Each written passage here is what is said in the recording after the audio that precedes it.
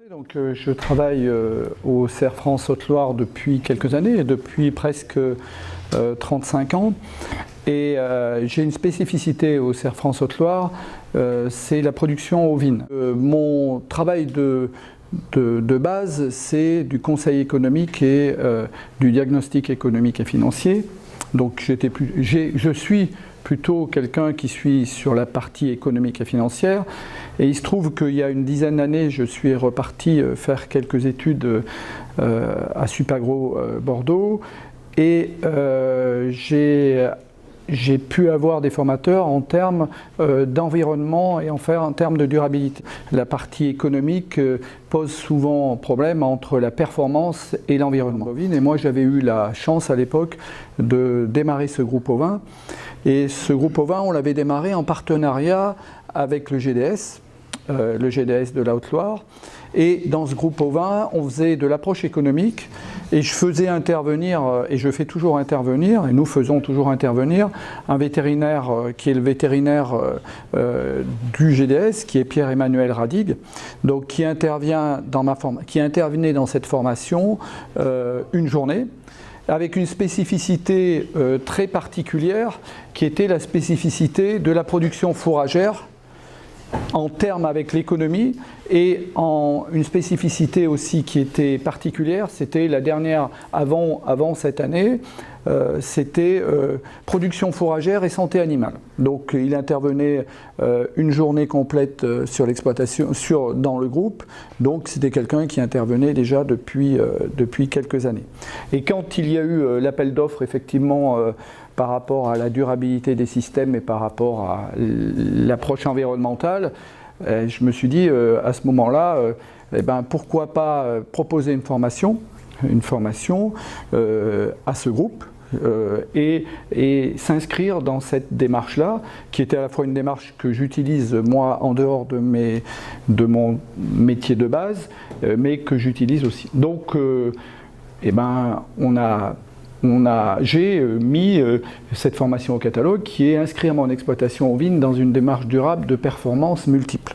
Les idées fortes qui pour moi étaient porteuses, c'était l'approche environnementale en lien avec la durabilité des systèmes.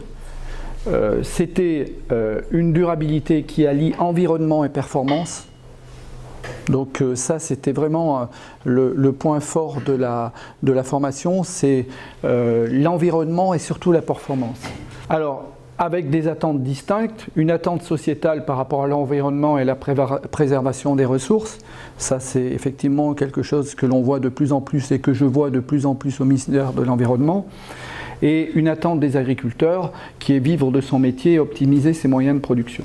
Donc, alors, le lien avec la production fourragère. Comment articuler une intervention de vétérinaire dans tout ce magma de durabilité?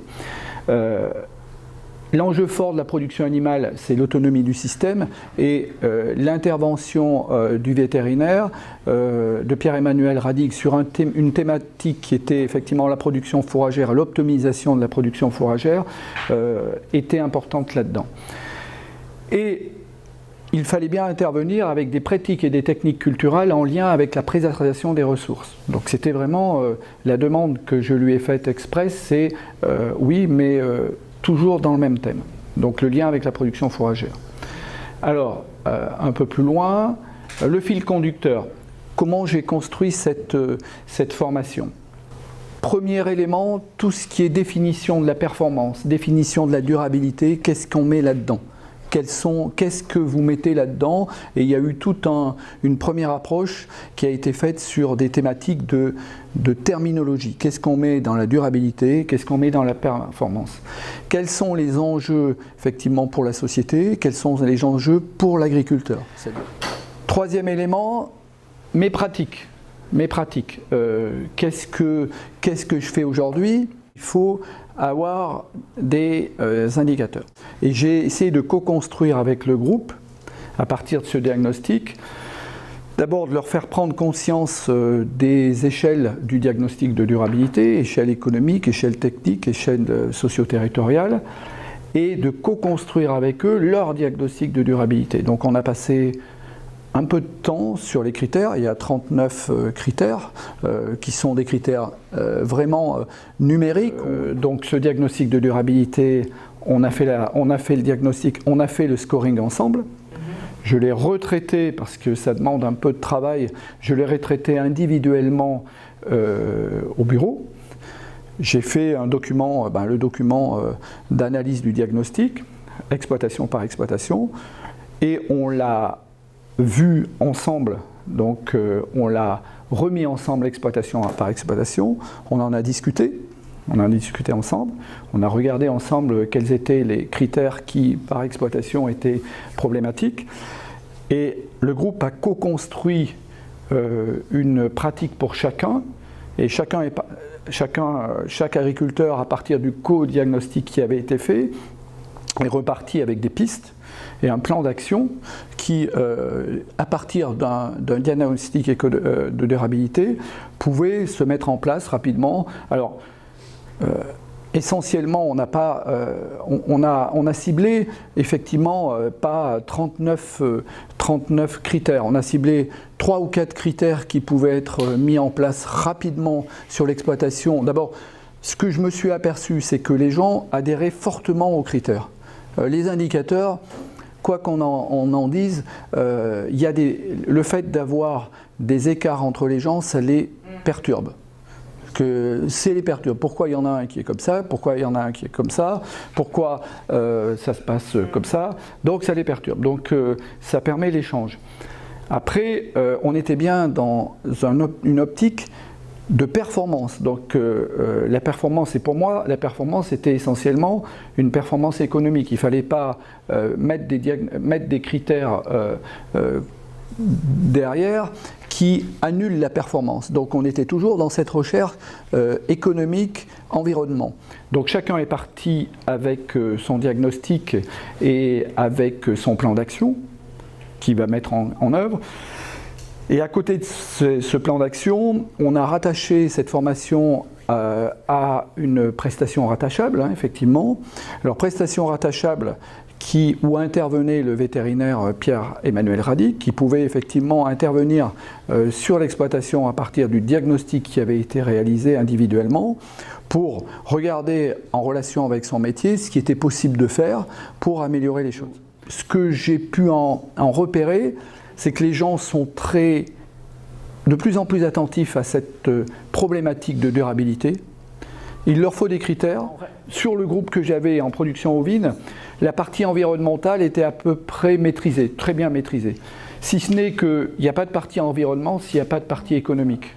Une approche globale et une analyse qui est plus une analyse de système et de système global que de système économique. Alors, la formation a été établie sur 3 jours. Une première journée où on s'est mis d'accord sur ce qu'était la performance, ce qu'était la durabilité.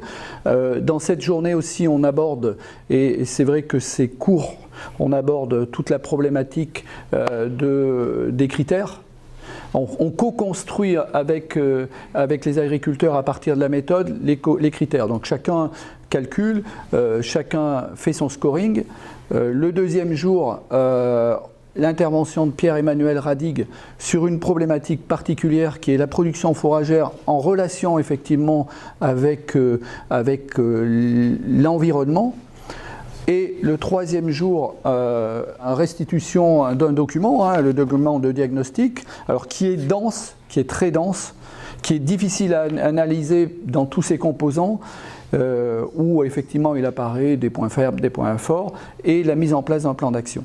La prestation rattachable, elle est à la fin de la formation. On s'est aperçu que dans le groupe, il y avait vraiment une hétérogénéité des systèmes. Donc ça veut dire que les critères qui ont été co-construits, c'est par rapport par exemple à des problèmes de fertilisation, par exemple sur une exploitation, l'indicateur de fertilisation en termes d'unité d'azote, et par rapport à des pratiques culturelles d'agronomie, par rapport par exemple à du fumier ou à un certain nombre de choses.